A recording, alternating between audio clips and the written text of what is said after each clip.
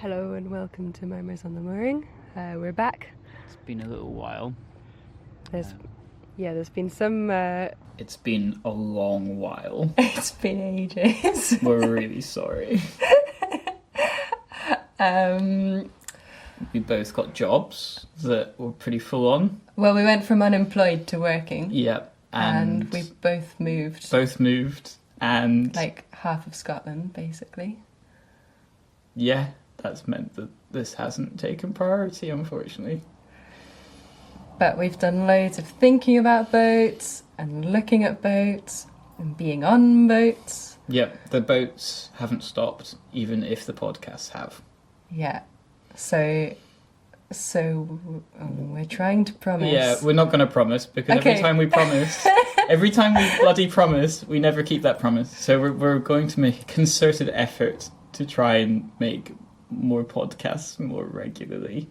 I think, touch wood. Should we say once a month? Once a month might be ambitious, but hey, let's go with that. We'll try once a month, and this one in particular is reflecting on something that happened last month.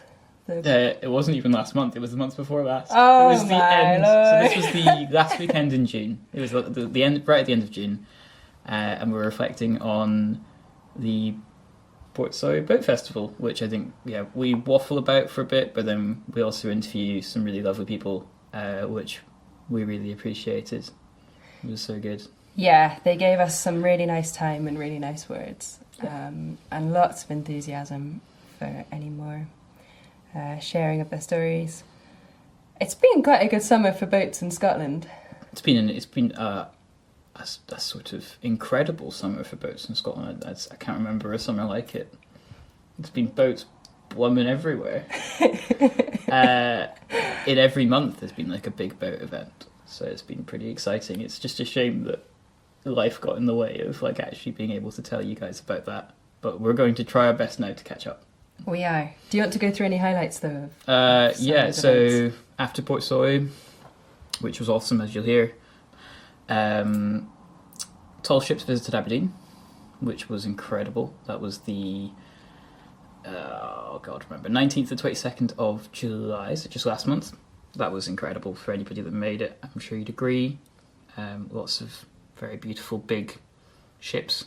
Yeah, the harbour was just a forest of square-rigged masts. Yeah, it made me feel nostalgic for something that I never got to see. Like, it's like the idea of a harbour being packed out with ships like that and that being the norm is kind of incredible to think about. So hopefully we'll talk more about that at some point in the future. If not, I have been writing blogs. Not that it's a shameless self-plug, but yeah. It's associated, so it's we're associated, very happy to share it. So you can read what I thought about that on there too, if you can't wait for us to publish a podcast. Yeah. What about you? Boat things? Boat things. I've been down in the south east of Scotland and admiring the boats Reaper and Whitewing, Discovery. Getting to know some of the sort of Fife, Angus, Aberdeenshire, and also Forth Valley maritime heritage. So not so event related. No. Went to the Westray Regatta though. That's cool. This is cool because it's got lots of the skiffs, which are sort of a Fife small scaffy hull, very typical of the northeast and the islands of Scotland. And not really kept going in a very modern capacity anywhere, but in Westray they've sussed that if you put a really good Bermudan racing rig on them, they're really fun to sail. So there are some like that, but also some rigged as luggers. And to be surrounded by loads of wee wooden boats and all kinds of folk sailing them. One girl who had a baby a couple of months ago. Amazing. Just sitting in a lugger. Sounds incredible. Quite envious. Yeah, it's pretty amazing. Nice. So we're going to jump into sharing this from the Portsoy Boat Festival. My name is Nell, and this is Magnus, and this is Murmurs on the Mooring.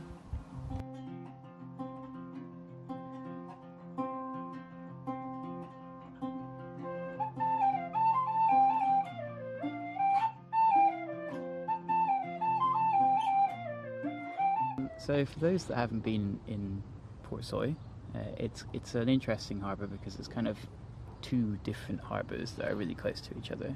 Yeah. So at the moment we're sat beside the old harbour, which is on the west side of the village. And there's the really lovely old main pier that kind of sweeps around and kind of acts as a breakwater for the harbour on my left. And then ahead of me there's another pier which sort of protects the shore side of the harbour. And straight out of that entrance there are quite a lot of rocks, so it would be quite a hard one to come in and out of. I think so, yeah. Just under sail. I can definitely see why they built the new harbour for the bigger boats, trying to get in and out. But in the old harbour here we've got a selection of kind of quite different boats. So there's start off with probably the least exciting. There's a couple of like kind of day sailors, which I'm not sure I'd class as a traditional boat, but maybe they're just visiting for the day. And there's also a couple of like small skiffs, I think, that are maybe owned by the local sailing club. Yeah, we've got Soy Selkie close to us. Yeah, and I think that's Soy Libes. I'm not sure what that one's called. Soy Lass, maybe? Soy Lass, I think, yeah. And then there's a big kind of creel boat moored against the pier across the way from us, which is a beautiful blue colour. And outboard of it is two really lovely looking, I think one of them might be a yawl. Yeah.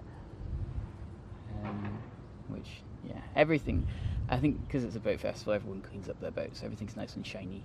Yeah, everything looks really clean.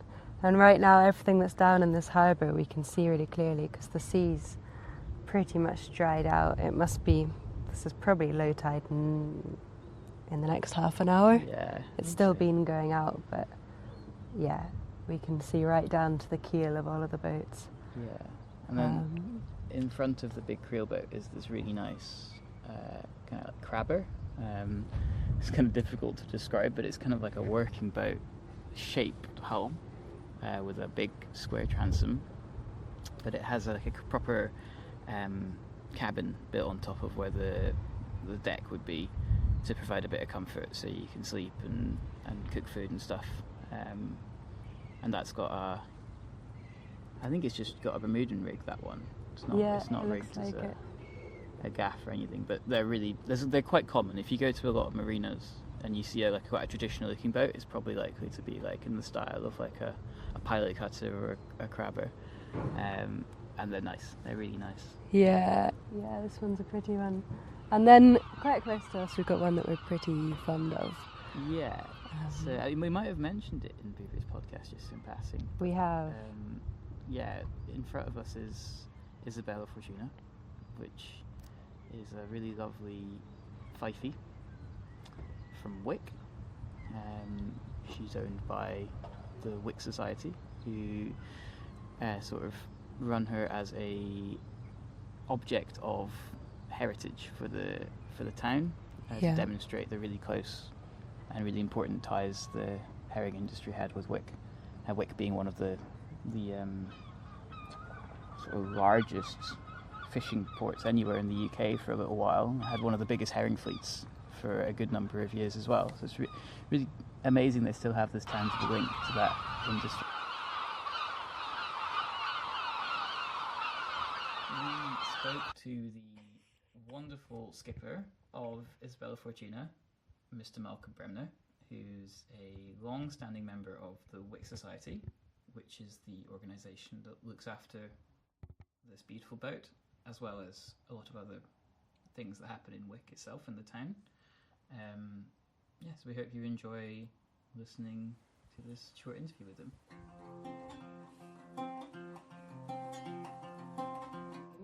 Malcolm Bremner. Lovely. And what you do on Isabella Fortuna? I've been involved in Isabella Fortuna for the last 28 years. Wow. You must know her really well. It's perfect time A wee to bit. try your feeling. And were you the skipper coming down? I was skipper, yeah. That is great. And how many crew did you have? Oh, that's fantastic then, yeah. No problem for you, eh? Including myself. Okay. And was it under sail or with engine, with both? It was an engine because there was no wind. We came to Bucky on Wednesday. Yeah. That took us 6 hours, 10 minutes. All right. It's Nice. 45 miles from Wick to Bucky. Then Yeah. on Thursday we left Bucky at 11 o'clock and we were here at 20 past 12. All right. That's At high water was 1:30, Yeah. so that's an hour before. Yeah. It's quite good timing then. It's all worked out, yeah. That's really good. How is it coming into the harbour this year? Well, they dredge, they take away, all that sand that's on the beach is taken from here Okay. so that we can get out through that track. Yeah. Slow tide just now, obviously, Yeah, you can't get out anywhere now. but there will be 3.5 metres of tide at high tide today. Yeah. And we only 1.8 Okay. or 6 feet if you're Yeah. Both are good, both measurements. And for you, for Isabella Fortuna, to come to a festival like this Yeah. and to see so many people. Yeah, we come to boat festivals, we go to harbour days, lifeboat days in Wick. Work is done by all volunteers, we don't get paid, we're all members of the Wick Society. How you doing today? And the age ranges from 18 to 93. That's amazing. Engineers are 90.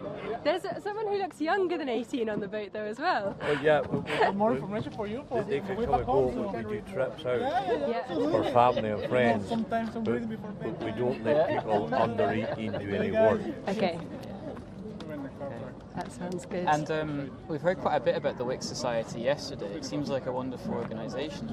So can you tell us a little bit about what else they do, as well as keeping this beautiful boat? The Wick Society is 53 years old. It was set up by a group of Wick people to look into the heritage and history of Wick.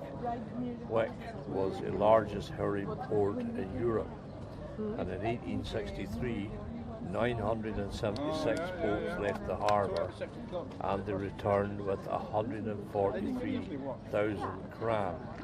And the gutters, the ladies who did the gutting, they possessed 24,400,000 herring in one day.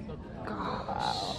Yeah, you'll have to come to Wick. Yeah. Yeah, I've been there a lot at night waiting for the ferry for the next day to Orkney. Have you heard? Go to the Wick Society website, Yeah, go to Wick Voices. yeah, That's another. Wick Society's got a museum, which is 27 rooms, yeah, massive exhibits. It's got a Johnson section, yeah. which is, we've got over 40,000 glass negatives. I reckon that Wick was the most photographed place in Europe at one time. Wow. More than 3 photographers.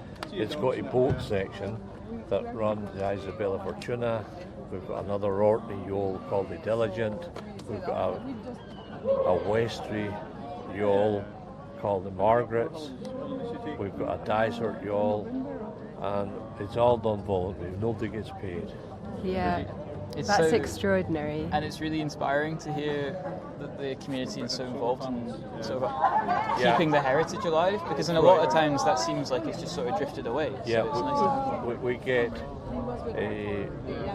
lots of donations in kind, like fuel, like timber, cranage. We don't pay for cranage. The businesses of Wick and Caithness support as well. Yeah, So when I'm doing anything, we do it for free because Yeah. we've gotten something, so we give it back. and for the past few years that I've visited the festival, there have been demonstrations of ways of boat building, exhibits, and films, as well as actual people from the Norwegian Coastal Federation. And I just had a wee look online, and it says on its website, in Norway, traditional crafts and knowledge associated with shipping and fishing have played a central role for several thousand years. The accumulated knowledge that such traditions represent has intrinsic value as culture. probably going to say it wrong, but Forbundet Kysten want to see coastal culture and traditional crafts in a global perspective. We want to promote international cooperation for the protection of this part of cultural heritage. Seems to have lots of members. It says over 10,000 online, and it's an impressive movement, especially if we're seeing them every year at this wee Northeast Scottish festival, sort of connecting their culture to ours. So we were so happy. We spoke to 2 young boat builders about our age, and here's their interview. My name is Aage.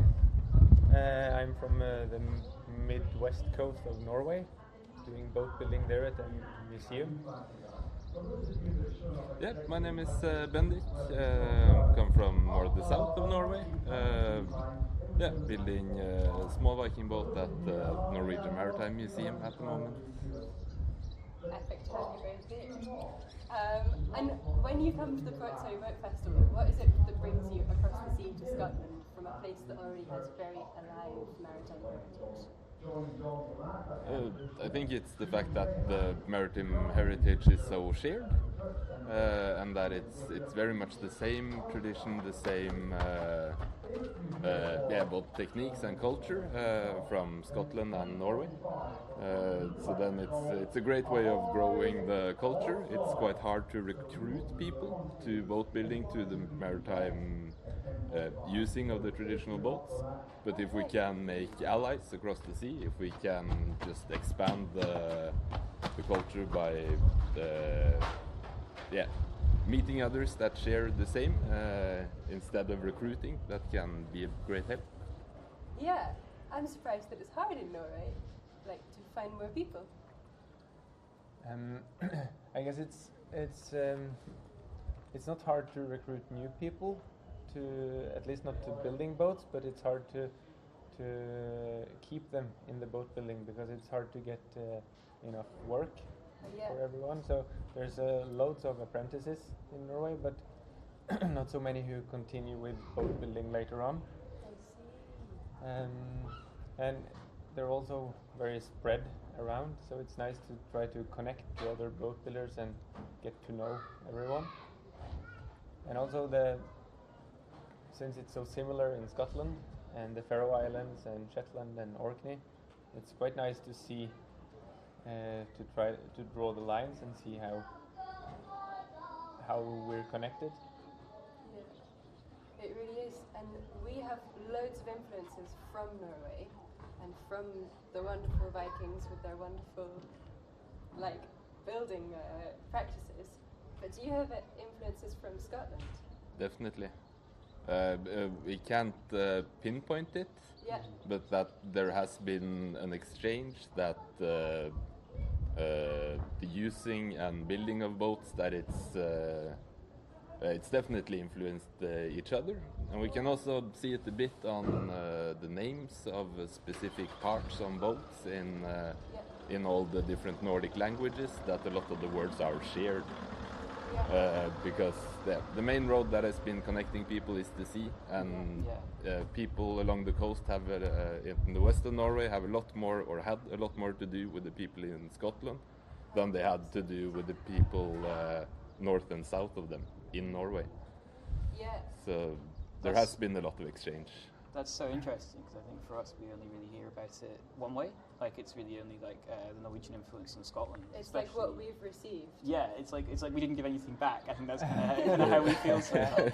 Especially when we're reading about the boats in Shetland, for example, because it's so obvious where the influence came from. But it's great to hear that we actually gave something back. Yeah. It makes you feel a bit better about things.